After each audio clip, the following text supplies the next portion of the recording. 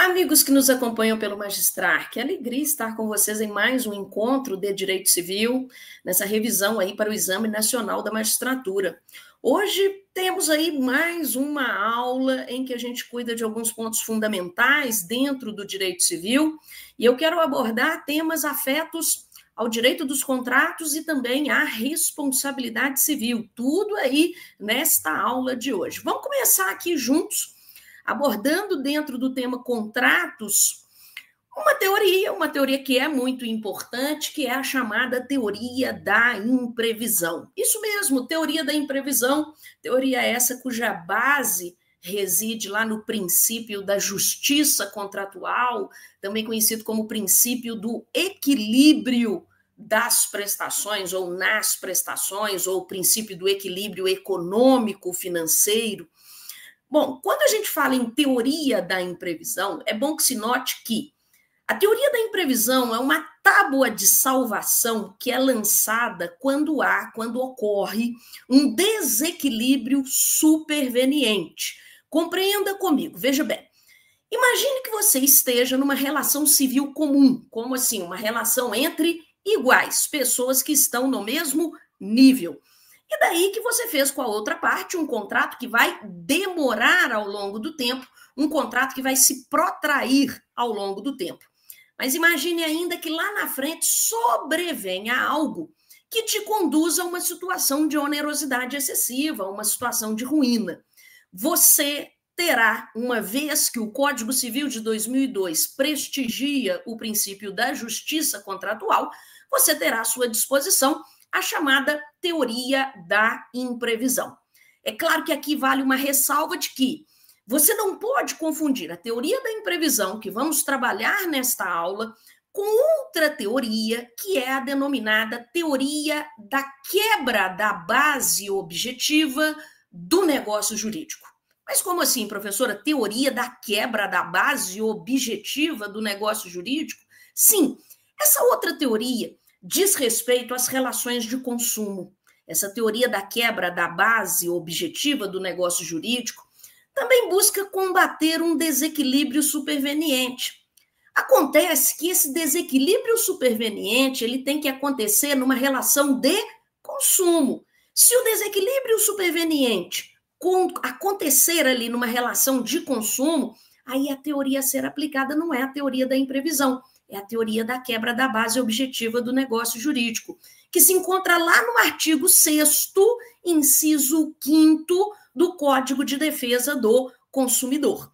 Claro, o nosso foco aqui é o direito civil, então não vamos adentrar aí a teoria da quebra da base objetiva, vamos focar aqui na relação civil comum, na relação entre iguais. E atentos à teoria da imprevisão, então nós temos a teoria da imprevisão, sendo aí a nossa tábua de salvação quando o desequilíbrio superveniente, essa expressão é importante, desequilíbrio superveniente, se der numa relação entre iguais. Vamos aplicar o artigo 478 do Código Civil, e no que você disseca esse artigo comigo, você encontra os 4 requisitos necessários para a aplicação da teoria da imprevisão. Quais são esses 4 requisitos? Veja comigo, eles estão na tela. O primeiro requisito, claro, básico, óbvio, é a existência de um contrato de execução futura. Isso mesmo, um contrato de execução futura, seja execução futura continuada ou diferida. Estamos aqui a nos referir a um contrato que demore, que se protraia, que se estenda ao longo do tempo. A gente precisa exatamente desse contrato para que seja aplicada a teoria da imprevisão. Veja que o oposto de contrato de execução futura é aquele contrato que a gente chama de contrato de execução instantânea, contrato de execução imediata, não é mesmo? Esse contrato de execução instantânea ou imediata é aquele cujo cumprimento se dá logo após a sua constituição. Então, entenda comigo, esse contrato de execução instantânea ou imediata, ele nasce e morre de pronto. Por quê? Porque o seu cumprimento se dá logo após a sua constituição. Daí que quando a gente cogita de um contrato de execução instantânea, não há que se cogitar em aplicação da teoria da imprevisão. Por quê? Porque esse contrato já acabou. A teoria da imprevisão somente faz sentido se estivermos nos referindo a um contrato de execução futura, continuada ou diferida. Indo além, então imagine esse contrato que se estenda ao longo do tempo e lá na frente sobrevenha um evento extraordinário, um evento superveniente que te conduza a uma situação de onerosidade excessiva. Isso mesmo, quando eu falo onerosidade excessiva, nós estamos imaginando algo que aconteceu no futuro e que te conduziu a uma situação de ruína. Isso mesmo, algo que aconteceu no futuro e te conduziu a uma situação de ruína. Então, imagine que você está com aquele contrato que demora ao longo do tempo, lá na frente acontece algo extraordinário, superveniente, que te conduz a uma situação de ruína. Ademais, devemos lembrar como terceiro requisito, também extraído do artigo 478 do Código Civil, que esse evento que acontece no futuro e que te conduz a uma situação de ruína, esse evento tem que ser imprevisível. Como assim? Lá atrás, quando as partes fizeram o contrato, elas jamais poderiam imaginar que aquilo pudesse acontecer no futuro. Daí a ideia de o evento que vai acontecer no futuro, ele tem que ser imprevisível.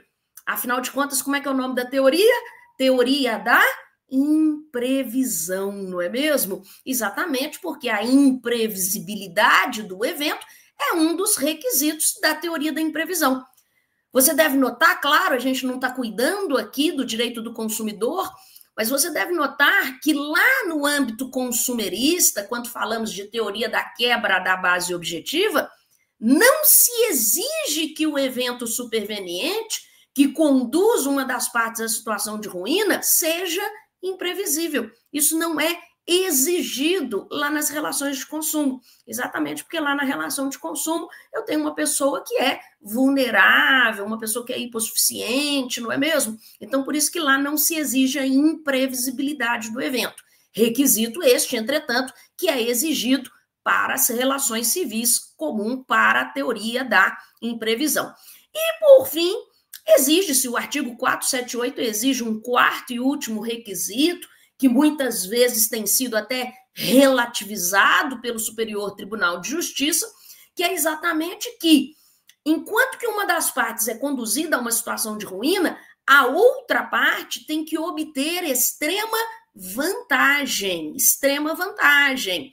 Então, pensa comigo, esse quarto requisito, muitos autores vão criticá-lo, porque ele, ao chegar no 478, ele acaba por dificultar ou muitas vezes inviabilizar a aplicação da teoria da imprevisão, porque o que a realidade mostra para a gente é que, ao mesmo tempo em que uma das partes é conduzida à ruína, não significa que necessariamente a outra parte tenha obtido extrema vantagem. Na maioria dos casos, a outra parte não obteve extrema vantagem. Então, por isso, o STJ, em muitos julgados, já relativizou este quarto requisito. Mas devo lhe dizer que este quarto requisito é exigência, sim, da teoria da imprevisão. Portanto, se ele aparece ali na sua prova de múltipla escolha, você coloca como verdadeiro, correto, é uma exigência da lei. Então, vamos reunir esses quatro requisitos e vamos imaginar. Você está ali numa relação entre iguais, numa relação civil comum, e lá na frente acontece algo extraordinário, superveniente, que te conduz a uma situação de ruína, uma situação de onerosidade excessiva, sendo que isso que te conduz à ruína, lá atrás, quando vocês fizeram o contrato, vocês jamais poderiam imaginar que aquilo pudesse acontecer no futuro, e ao mesmo tempo que você é conduzido a uma situação de ruína, a outra parte obtém ali extrema vantagem. Então, compreenda que esses são os quatro requisitos do 478. Professor, eu devo memorizá-los? Claro que sim! São os quatro requisitos que a lei vai exigir para a aplicação da teoria da imprevisão. Além disso, vale notar que o artigo 478 traz como efeito primévo aí da aplicação da teoria da imprevisão a resolução daquele contrato. Resolver o contrato significa extinguir o contrato. Então, o contrato será resolvido será extinto, não é mesmo? Assim diz o artigo 478, sendo que vale destacar que esse dispositivo vai dizer que os efeitos da sentença que decretar a resolução deverão retroagir à data da citação. Então, eles deverão retroagir a data da citação. Então, veja bem, não é a data em que sobreveio o desequilíbrio, não é a data do ajuizamento da ação, mas sim a data da citação. Então, os efeitos que decretar a resolução, da sentença ali que decretar a resolução, irão retroagir à data da resolução. Claro que aqui também há mais uma dúvida ou mais uma crítica que a doutrina levanta, porque resolver significa colocar fim ao contrato. E na maioria das vezes o que as partes querem nem é a resolução do contrato, mas sim a revisão do contrato, o restabelecimento do equilíbrio ali das prestações. Então poderia ficar a dúvida, professora, a revisão não é possível, não é cogitada pelo legislador? Claro que a revisão ela é possível, sim, e ela é cogitada pelo legislador. A crítica que é formulada pela doutrina é que a revisão que é prevista no Código Civil, ela é prevista de forma muito tímida, lá no artigo 479, quando esse dispositivo nos informa que a resolução poderá ser evitada, isto é, não caberá a resolução, mas sim revisão das prestações, oferecendo-se o réu a modificar equitativamente as condições do contrato. Veja, a revisão é possível, sim, de acordo com o artigo 479, mas a crítica que fica é desde que o réu queira, desde que o réu esteja disposto a modificar ali equitativamente as condições do contrato. Enfim, isso está na lei. É muito criticado porque a revisão deveria vir em primeiro lugar e não em segundo lugar, como opção ali dada ao réu, aquele cara que obteve extrema vantagem, não é mesmo? A revisão, a gente sabe que ela deveria ser prestigiada, tendo por base o princípio da conservação do contrato, conservação do negócio jurídico, e, por fim, claro, o próprio princípio da função social do contrato. Veja, a gente quer preservar aquele contrato, conservar aquela negociação, para que aquela negociação produza ali, alcance a função social pela qual ela foi programada, não é mesmo? Mas, enfim, nada obstante essas críticas, é isso que temos aí no Código Civil. Claro que a tendência jurisprudencial é de se aplicar a revisão em primeiro plano. Bom, posto isso, a gente encerra aí, nessa primeira parte da aula, esse papo sobre a teoria da imprevisão. Fechado isso, nessa revisão, quero te lembrar de um outro ponto também relevante aqui dentro do estudo dos contratos, que é o estudo dos vícios redibitórios. Claro, quando falamos em vício redibitório, você deve estar pensando, professor, eu sei muito bem sobre isso. Vício redibitório ocorre quando eu adquiro alguma coisa e essa coisa vem com um defeito, não é isso, professor? Sim, o seu raciocínio está certo. Só que a primeira coisa que você tem que perceber no enunciado daquela questão de prova ali do Exame Nacional da Magistratura é qual é a relação jurídica que está por detrás daquela situação. Como assim? Se há ali uma relação civil comum, uma relação entre iguais, ou se há uma relação de consumo. Mais uma vez eu chamo a sua atenção para perceber isso ali na questão. A questão tem que deixar claro, senão não dá para resolver a questão. Mas como assim, professora? Bom, vamos para duas situações aqui comigo. Situação de número 1. Imagine que eu compre um carro do meu vizinho. O meu vizinho, ele não é fornecedor. Ele não é vendedor de carro, eu não sou consumidora. Perceba que nós somos iguais. Meu vizinho está vendendo o carro dele, simplesmente porque ele almeja comprar um mais novo, comprar um melhor. Tudo bem. E aí eu vou lá e compro aquele carro. E aí eu detecto aquele defeito. Perceba, há aí uma relação civil comum, não é mesmo? Nesse caso, eu vou aplicar as regras dos vícios redibitórios que se encontra no Código Civil. Sim, porque o Código Civil é que rege as relações civis comuns. No Código Civil, nós vamos encontrar ali, a partir do artigo 441 até o artigo 446, os caracteres para que se configure os vícios redibitórios, prazos, efeitos, que você não vai confundir com a sistemática apresentada pelo Código de Defesa do Consumidor. Situação de número 2, como assim? Imagine que eu comprei um carro e esse carro apresenta realmente um defeito, só que eu comprei este carro onde? Em uma concessionária. Perceba a diferença. Eu comprei em uma concessionária. Está nítida a relação de consumo. Posso reclamar em virtude do defeito? Claro que eu posso reclamar. Mas aí eu irei aplicar a sistemática do Código de Defesa do Consumidor, ali a partir do artigo 18 até o artigo 20.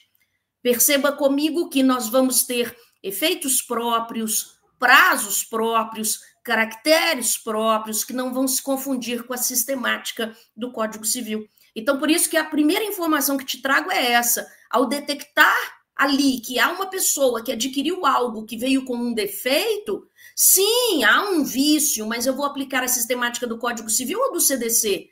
Descubra, então, qual é a relação jurídica que está por detrás daquilo ali. Porque se você se equivocar neste ponto, isso aqui é igual problema de matemática. Você vai começar errado e o resultado será errado. Percebeu? Um detalhe interessante.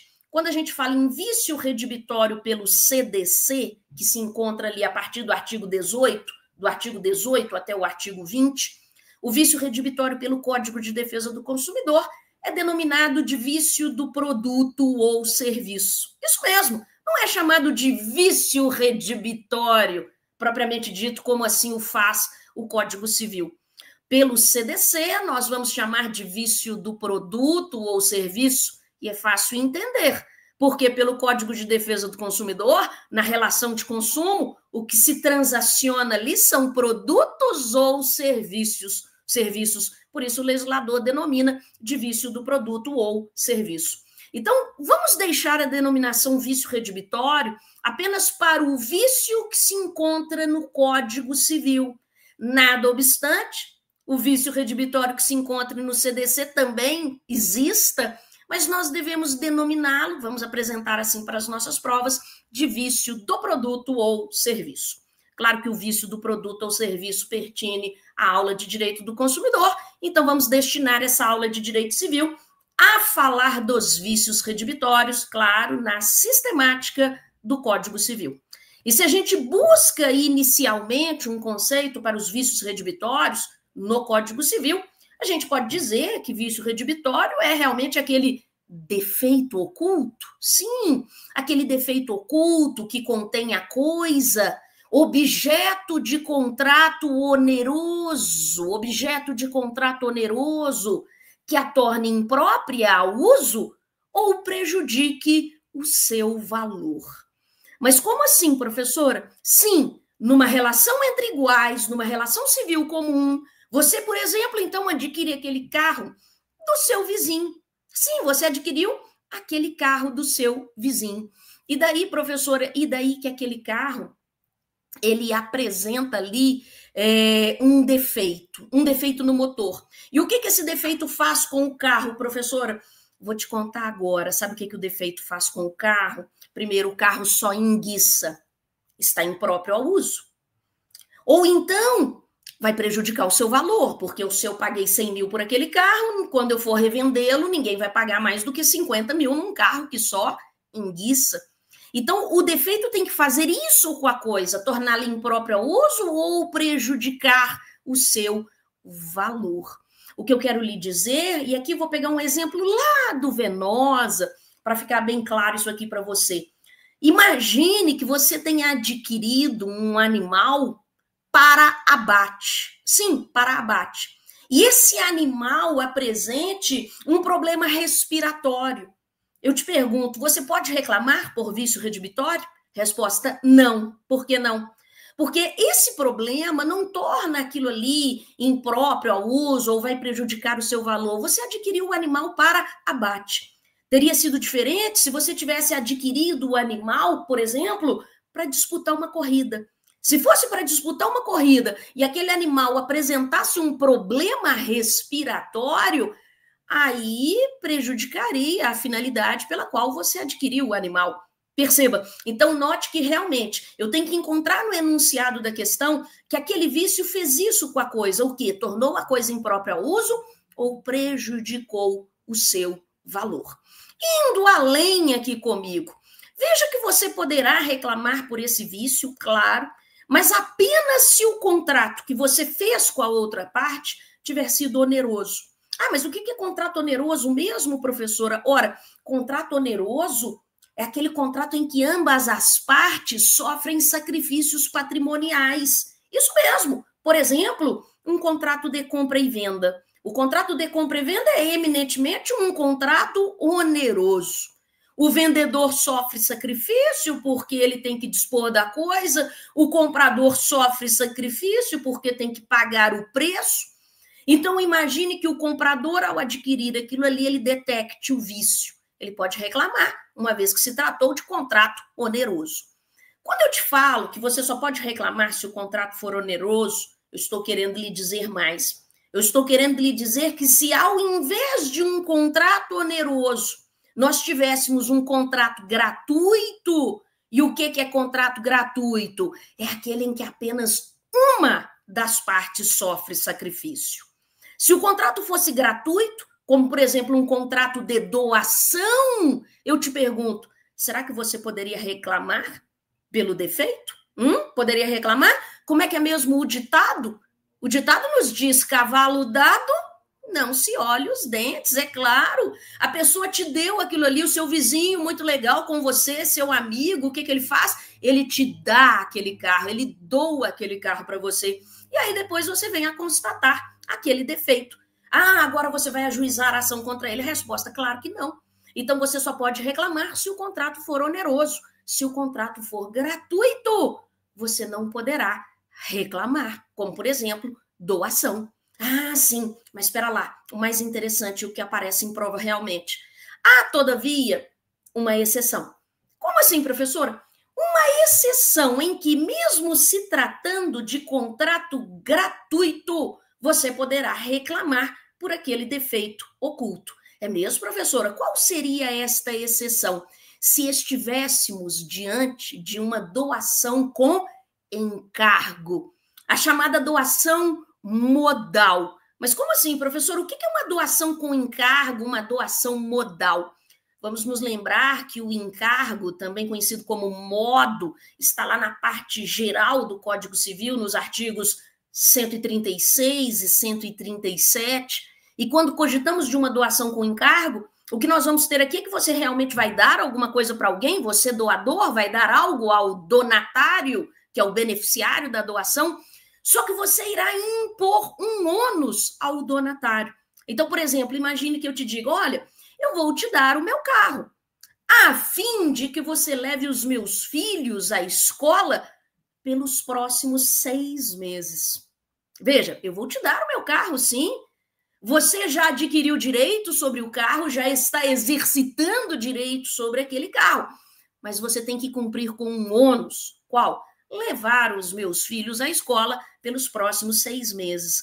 Lembrando que esse ônus, que esse encargo não é um mero conselho, tá? Você deverá cumprir com aquilo ali, sob pena de haver uma revogação daquela doação. Sim, se o donatário não cumpre com o encargo, não cumpre com o ônus, aquela doação poderá ser revogada por descumprimento de encargo. O Código Civil prevê isso. Tá, mas e daí, professora? Bom, o que eu quero lhe dizer aqui, se porventura estivermos cogitando de uma doação com encargo, você dá algo para alguém, mas você impõe um ônus para essa pessoa, neste caso, excepcionalmente, o donatário, o beneficiário da doação, poderá reclamar pelo vício redibitório. Então, veja, nada obstante se trate de um contrato gratuito, mesmo assim, o donatário poderá sim reclamar pelo vício redibitório, exatamente em virtude da imposição do ônus, do encargo. Essa exceção está lá no parágrafo único do 441 do Código Civil, parágrafo único do artigo 441 do Código Civil, quando esse dispositivo denomina a doação com encargo, a doação modal, de doação onerosa.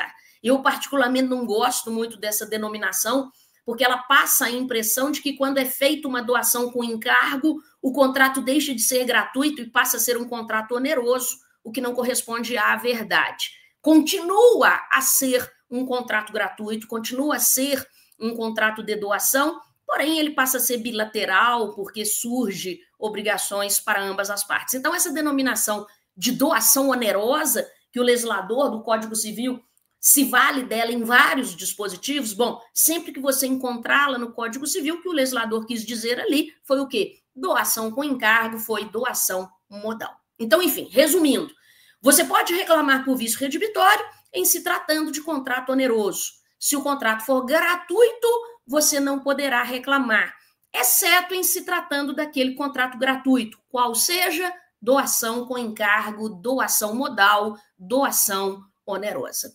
Posto isso, vamos além. Pelo Código Civil, o que irá padecer de vício redibitório, claro, será a coisa. Sim, a coisa.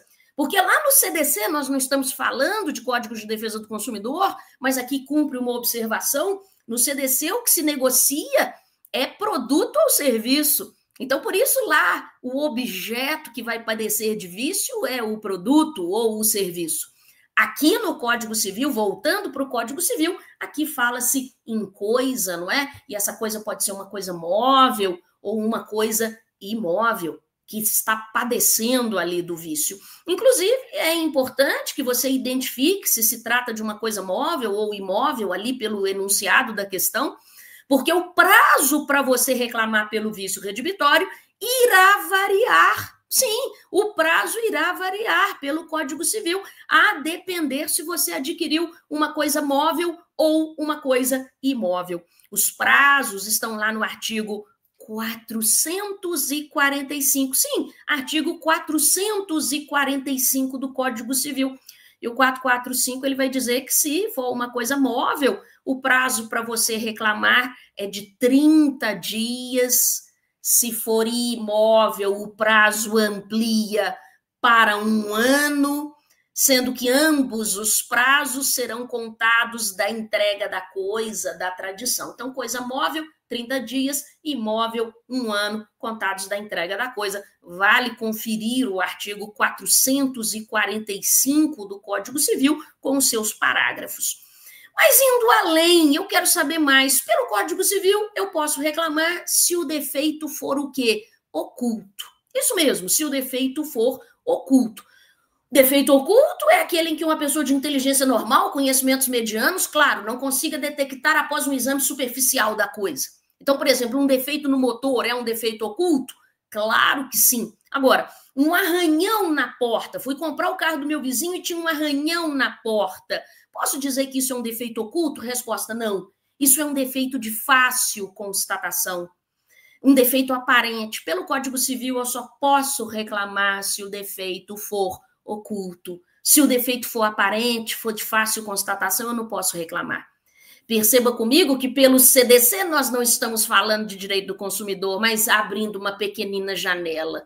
Pelo CDC, como a gente tem o consumidor, que é um cara vulnerável, a proteção é maior. Então, o consumidor, lá pelo Código de Defesa do Consumidor, ele pode reclamar, seja o defeito oculto ou até mesmo sendo o defeito o quê? Aparente. Sim, voltando para o Código Civil, eu quero saber, dentro dos muros, dos lindes do direito civil, do Código Civil, o que é que eu posso reclamar? Pelo Código Civil, nós vamos ter 2 efeitos em caso de vício redibitório. O primeiro efeito é que eu, adquirente, eu posso manejar uma ação redibitória. E o que eu vou buscar por meio da ação redibitória? Anota para mim. Por meio da ação redibitória, busca-se redibir o contrato. Redibir significa rescindir o contrato, basicamente. Quero devolver essa porcaria e quero pegar o meu dinheiro de volta. É isso que eu quero por meio da ação redibitória. Ah, tá. Mas, professor, além de pegar o meu dinheiro de volta, será que eu não posso exigir uma indenização por perdas e danos, professora?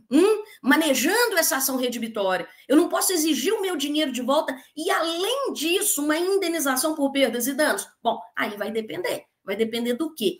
Vai depender se o alienante, se o cara que te vendeu aquilo ali, se ele conhecia do defeito.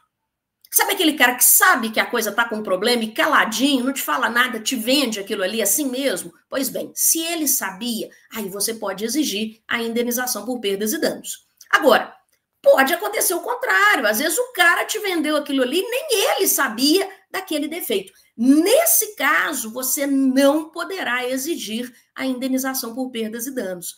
Então, a indenização por perdas e danos é que eu quero destacar com você o artigo 443 do Código Civil, você vai anotar para mim, artigo 443 do Código Civil, FGV gosta muito desse dispositivo, ele traz exatamente isso, olha, será com perdas e danos se o alienante conhecia do vício. Se ele não conhecia, você não pode exigir as perdas e danos. Mas, professora, vamos imaginar que eu não queira redimir o negócio, eu quero continuar com aquela coisa. Porém, eu vou querer um abatimento no preço. Professora, eu posso exigir isso? Resposta, pode. Mas aí terá cabimento uma outra ação. Qual que é a outra ação? A quanti minor está na tela para você. O adquirente pode lançar mão da ação quanti minores ou estimatória. É o mesmo nome aí, são sinônimos. Ação quanti minores ou ação estimatória, é tudo a mesma coisa. Por meio da ação quanti minores ou estimatória, busca-se tão somente um abatimento no preço. Ou seja, o adquirente vai continuar com a coisa, porém ele quer pagar menos. Essa é a ideia. Bom, posto isso, nós fechamos aqui essa breve revisão sobre os vícios redibitórios. E aí, ainda dentro dos contratos, eu quero partir para um outro tema aqui com você, nessa revisão que estamos fazendo para a prova do Exame Nacional da Magistratura, que é exatamente a evicção. Evicção também é um dos temas de predileção da Fundação Getúlio Vargas, já vimos sendo cobrado aí em Exame Nacional da Magistratura e em várias provas de primeira etapa da magistratura no nosso país. Evicção está no Código Civil, ali a partir do 447 até o 457, e quando a gente fala em evicção a gente pode conceituar da seguinte maneira: evicção é a perda da coisa em virtude de uma sentença judicial, isso mesmo, evicção é a perda da coisa em virtude de uma sentença judicial, ou até mesmo uma decisão administrativa, por quem a possuía como sua, em favor de um terceiro, com um direito anterior sobre ela. Esse terceiro, então, leva a coisa, porque esse terceiro tem um direito anterior sobre ela, sobre a coisa. Mas como assim, professora? Não entendi, vamos pensar. Imagine que eu, Mônica, adquira um carro do João. Isso mesmo, eu, Mônica, adquiri um carro do João. E aí, o que acontece? Não, o que acontece é que o carro não tem nenhum defeito, não é caso de vício redibitório, não há problema nenhum, só que num belo dia aparece um oficial de justiça na porta da minha casa, me informando que um terceiro chamado Manuel ajuizou uma ação reivindicatória, pela qual ele reivindica este carro que está comigo. Eu assusto com aquilo ali, penso, nossa, mas esse carro é meu, eu comprei do João. Realmente, eu comprei este carro do João. Acontece que o Manuel consegue provar que o João era um ladrão de carro e que havia furtado aquele carro dele e havia vendido para mim. Como o carro estava comigo, o João ajuizou esta ação contra mim, em face da minha pessoa. E daí que o juiz julgou o pedido reivindicatório de Manuel procedente, mandou eu entregar o carro para o Manuel. Veja, eu adquiri uma coisa, a coisa agora não tem defeito nenhum, mas eu venho a perder esta coisa para um terceiro. Por quê? Porque esse terceiro tem um direito anterior sobre essa coisa. A esse processo de perda dá-se o nome de evicção. Atenção, atenção. Então, a evicção, se a gente fosse resumir a uma palavrinha, a palavrinha seria perda, não é mesmo? Claro, houve uma perda. Essa perda poderá ser, primeiro, em virtude de uma sentença judicial. Claro, como no exemplo que eu te dei. Mas atenção, atenção. Até mesmo em virtude de decisão administrativa, como já vimos em várias provas da Fundação Getúlio Vargas, em que a pessoa ela compra o carro de alguém e aquele carro é apreendido em uma blitz policial. A polícia para o carro e apreende o carro, porque o carro está com algum problema ali. Veja, então, daí a gente dizer, há uma perda em virtude ou de uma sentença judicial ou até mesmo uma decisão administrativa. E eu vou te contar mais. Nós vamos encontrar precedente do Superior Tribunal de Justiça, do STJ, no sentido de que a evicção pode ser interpretada até de uma forma mais ampla e não como se lê ordinariamente na perda propriamente dita da coisa, mas sim também naquela situação em que o adquirente, a pessoa adquire alguma coisa e em relação a essa coisa incide um gravame que impede ali o adquirente, por exemplo, de vender a coisa, alguma coisa nesse sentido. Perceba que só de haver aquele gravame, aquilo ali se traduz numa manifestação de evicção. Então, olha como que o STJ tem ampliado aí a ideia de evicção.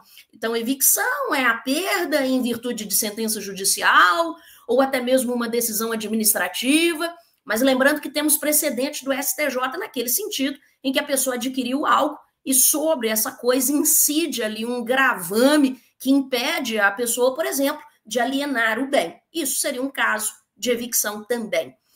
Indo além, quando a gente fala em evicção, veja que o evicto, nós vamos chamar aí a pessoa que perde a coisa de evicto. O evicto, ele pode reclamar, ele tem uma proteção, e ele tem essa proteção mesmo que a aquisição tenha acontecido em uma asta pública. Como assim? Imagine que eu estava ali em uma asta pública que nem era para estar acontecendo, mas aconteceu, e eu arrematei alguma coisa ali, e depois eu tive que devolver essa coisa por algum motivo. Veja que o Código Civil protege até mesmo aquela pessoa que adquire o bem em uma asta pública. Isso tudo está lá no artigo 447 do Código Civil, quando ele nos informa nos contratos onerosos. E veja, tem que ser oneroso, não pode ser gratuito, não é mesmo? Nos contratos onerosos, o alienante responde pela evicção. Subsiste esta garantia, ainda que a aquisição se tenha realizado em asta pública. Então, note a proteção destinada ao evicto. Evicto é o sujeito que sofre a evicção. O evicto perde para o evictor. Guarde esses nomes. Evicto perde para o evictor. O evicto ele não pode ficar à deriva, então o evicto vai se voltar contra o alienante, contra aquela pessoa que alienou a coisa ali para o adquirente, que veio a se tornar evicto, que veio a perder a coisa. Perceba comigo que o evicto, então, vai se voltar contra o alienante. Mas a pergunta é o que o evicto poderá exigir? Essa é a pergunta que não quer calar. Isso já apareceu em prova da FGV, aí já pegou muita gente. Primeira etapa, primeira fase de magistratura feita pela FGV, também sempre aparece. O que o evicto poderá exigir? Aqui a gente tem que distinguir. A gente tem que verificar se o evicto está de boa-fé ou de má-fé. Como assim? O que é um evicto de boa-fé? Evicto de boa-fé é aquele que, ao adquirir a coisa, ele não sabe que a coisa é alheia. Sim, ao adquirir a coisa, ele não sabe que a coisa é alheia ou que sobre a coisa pende ali uma disputa judicial. O caso do meu exemplo. Em relação ao evicto de boa-fé, o evicto de boa-fé, ele poderá exigir ali o valor da coisa à época em que se venceu. O valor da coisa à época em que ele perdeu a coisa ali por evicção. A época em que se venceu. Está lá no parágrafo único do 450 do Código Civil. Então, o evicto vai cobrar o valor da coisa à época em que se venceu. PU, parágrafo único do artigo 450. Ah, professor, mas ele poderia exigir algo a mais? Sim, ele poderia exigir, além do valor da coisa, à época em que se venceu, ele poderia exigir uma indenização.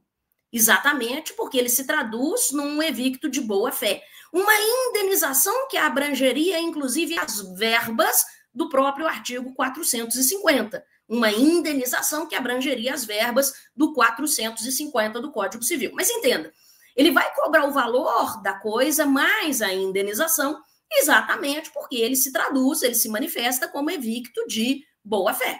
Muito bem. Agora, professora, e se fosse um evicto de má-fé? Mas primeiro, quem é o evicto de má-fé? Ora, evicto de má-fé é aquele que, ao adquirir a coisa, sabe que a coisa é alheia, ou que sobre a coisa pende uma disputa judicial. Perceba que, em relação ao evicto de má-fé, o legislador não olha para ele com bons olhos. E daí que o artigo 457 do Código Civil vai nos informar: não pode o adquirente demandar pela evicção se sabia que a coisa era alheia ou litigiosa. Não pode demandar pela evicção. Evicto de má-fé. Ok? Tá. Mas um detalhe aqui, deixa eu chamar a sua atenção para como que isso apareceu em prova do Enem. A gente tem percebido uma prova no Exame Nacional da Magistratura cada vez mais sofisticada. As provas da Fundação Getúlio Vargas são assim, cobram minúcias, não é mesmo?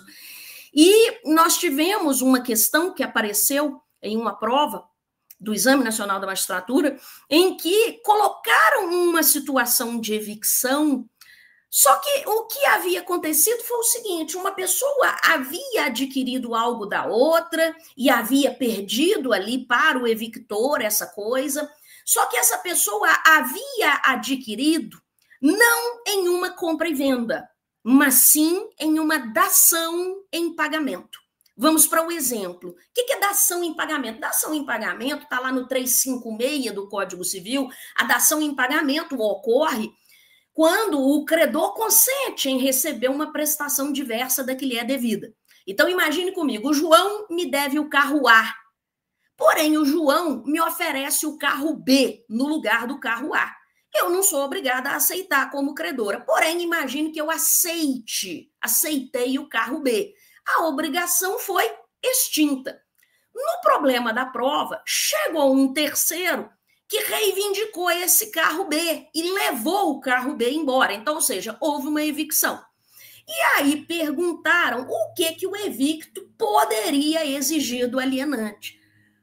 As pessoas, os candidatos, e o índice de erro foi altíssimo nessa questão, não dos meus alunos, porque os meus alunos estudam isso aqui comigo, já sabiam disso. O quê? Muitos candidatos se lembraram do parágrafo único do 450 e marcaram lá, então, que o evicto poderia cobrar do adquirente o valor do carro B, da coisa perdida, à época em que se venceu. A resposta não era essa. Por quê? Porque, neste caso, a aquisição não se deu por um contrato de compra e venda. Nesse caso, a aquisição se deu por dação em pagamento. E quando ocorre a evicção, porém, tendo como fato antecedente uma dação em pagamento, nós não vamos aplicar o parágrafo único do 450, nós vamos aplicar o 359, uma regra específica que tem lá no mundo da dação em pagamento. Que regra específica é essa, professora? Bom, esse 359, ele vai dizer para a gente que quando ocorre a evicção da coisa dada em pagamento, a obrigação primitiva, ela é restabelecida. A obrigação primitiva é restabelecida. Então, o evicto, ele não vai cobrar o valor da coisa que ele perdeu, do carro B, à época em que se venceu. Não.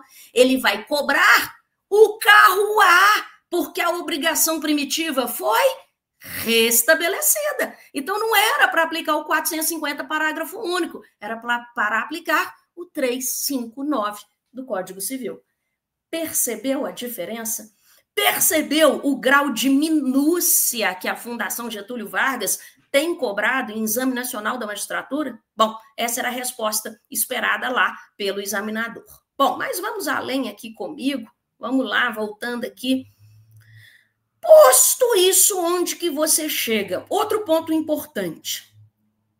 É possível, ainda sobre evicção, tá? É possível que naquele contrato feito inicialmente haja uma cláusula, então o contrato feito entre o alienante e o adquirente, haja uma cláusula que reforce a responsabilidade do alienante, caso amanhã aconteça a evicção. Então, veja, se houver essa cláusula, se amanhã acontecer a evicção, vai ser bom para o evictor, porque o evictor, além de cobrar o valor da coisa, além da indenização que ele já sabe que ele pode cobrar X a mais que estava previsto no contrato, em virtude da cláusula que aumentava ali a responsabilidade do alienante em caso de eventual evicção. Mas é possível o contrário.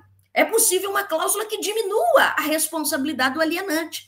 E aí, se houver essa cláusula será muito boa para o alienante se amanhã acontecer a evicção. Porque aí o evicto vai cobrar, mas vai cobrar menos. E é possível até mesmo uma cláusula que exclua a responsabilidade do alienante.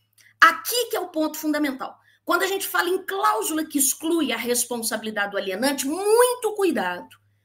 Quando o 448, anota esse artigo do Código Civil, 448, cogita de uma cláusula que exclua a responsabilidade do alienante, entenda comigo que, mesmo havendo essa cláusula que exclui a responsabilidade do alienante, o que ela está querendo dizer para a gente é que o evicto não poderá cobrar a indenização.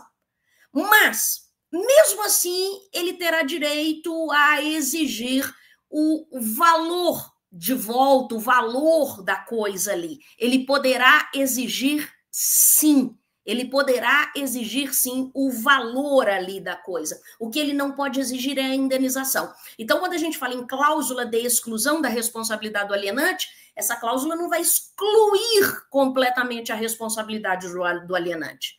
Porque o evicto, ele não poderá cobrar a indenização pela evicção sofrida, mas mesmo assim poderá exigir o valor ali da coisa. Professora, mas não seria possível afastar por completo a responsabilidade do alienante? Seria. Mas para que isso ocorra, não basta a cláusula de exclusão da responsabilidade do alienante. Aí nós temos que considerar o artigo 449 do Código Civil. 449 do Código Civil. Por quê? Porque por esse artigo, para que ocorra o total afastamento da responsabilidade do alienante, de tal modo que, se amanhã acontecer a evicção, o evicto nada poderá exigir, nem o valor da coisa de volta. Nesse caso, além da cláusula de exclusão da responsabilidade do alienante, tem que haver naquele contrato uma cláusula em que o adquirente ele assuma o risco da evicção ou tenha ciência disso. Percebeu? Seria uma cláusula de assunção ou ciência do risco da evicção. Então, repito, para que ocorra o total afastamento da responsabilidade do alienante, se amanhã acontecer a evicção, não basta a cláusula de exclusão da responsabilidade do alienante. Além dessa cláusula, deverá haver uma outra cláusula ali que afaste por completo a responsabilidade do alienante, no sentido de que o adquirente ele assume o risco e tem ciência da possibilidade de evicção, de a evicção vir a acontecer no futuro. Bom, isso tudo a gente tira de dois artigos muito importantes, tá? O 448 com o 449, 448 conjugado com o artigo 449, ambos do Código Civil. Bom, fechado o papo sobre contratos, e aqui eu lembrei dos institutos fundamentais da teoria geral dos contratos, eu quero partir nesses minutinhos finais aqui da nossa aula para a responsabilidade civil. Tema esse que eu introduzo agora, mas que eu aprofundo na nossa próxima aula. Quando a gente fala em responsabilidade civil, claro, no nosso país existe a responsabilidade civil subjetiva e a responsabilidade civil objetiva. Quando a gente fala em responsabilidade civil subjetiva, o fundamento para o dever de reparar reside na culpa. Culpa lato sensu. Culpa em sentido amplo. Quando a gente fala em culpa lato sensu, e é essa a expressão que os autores de direito civil se valem, os julgadores, o legislador das leis civis, quando eles mencionam a expressão culpa, é culpa lato sensu. E quando a gente fala culpa lato sensu, abrange tanto a noção do dolo, da intenção, quanto a noção de culpa em sentido estrito. Quando a pessoa, às vezes, alcança aquele resultado, mas ela não queria aquele resultado, não é mesmo? Então, por isso, no direito civil, não interessa se a pessoa agiu com dolo ou com culpa em sentido estrito, isso vamos deixar para os criminalistas. No âmbito do direito civil, veja comigo que avalia-se a culpa lato sensu, a culpa em sentido amplo. Então, por exemplo, lá no direito obrigacional, quando a gente fala assim, o devedor agiu com culpa pelo descumprimento obrigacional, é culpa lato sensu, que abrange tanto a noção do dolo quanto a culpa em sentido estrito. Pode ser que o devedor queria não cumprir com aquilo ali, ou não queria, mas não conseguiu cumprir, não é mesmo? Por negligência, imprudência, imperícia. Então, perceba comigo que, na responsabilidade civil subjetiva, em tradução bem clara, a vítima só ganha ação se conseguir provar a culpa do agente, a culpa lato sensu. Todavia, nós vamos ter algumas situações no nosso país em que se adota a responsabilidade civil objetiva, que é aquela que é independente de culpa. Quando a gente fala em responsabilidade civil objetiva, a vítima ela fica numa posição muito mais confortável. Por quê? Porque ela ali não vai ter aquele ônus, aquele trabalhão de ter que provar a culpa do agente para ganhar a ação. Basta que a vítima apresente ao juiz o dano que ela sofreu, não é mesmo? Então, note comigo que no nosso país subsiste a responsabilidade subjetiva, tida como regra geral, e a responsabilidade objetiva para algumas situações excepcionais. Nada obstante seja excepcional, claro que as situações de responsabilidade objetiva, as situações aumentaram demais, sobretudo com o Código Civil de 2002, mas ainda continuamos a ter a responsabilidade objetiva como situações excepcionais. Na nossa próxima aula, nós vamos trabalhar aí os requisitos da responsabilidade subjetiva, os pressupostos, e vamos cuidar também da responsabilidade objetiva. Tudo isso no nosso próximo encontro. Eu vou ficando por aqui. Um grande abraço. Até lá. Tchau, tchau.